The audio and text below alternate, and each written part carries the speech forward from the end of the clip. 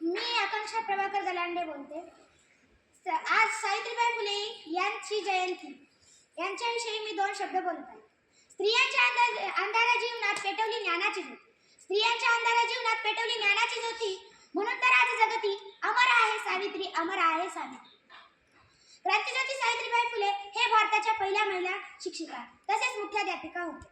त्यांचा जन्म 3 जानेवारी 1831 रोजी सातारा जिल्ह्यातील नायगाव या गावी झाला. त्यांचा विवाह अवघ्या 9व्या वर्षी महात्मा ज्योतिबा फुले यांच्याशी झाला. महात्मा ज्योतिबा फुलेंनी विवाह झाल्यानंतर ज्योतिबा फुले सावित्रीबाई फुलेंना लिहायला आणि वाचायला शिकवले आणि स्त्री शिक्षणाचा पाया रचला. महात्मा ज्योतिबा फुले आणि सावित्रीबाई फुलेंनी पुण्यामधील बुधवार बाजारपेठेमधील मुलींची पहिली शाळा काढली. सावित्रीबाई फुलेंनी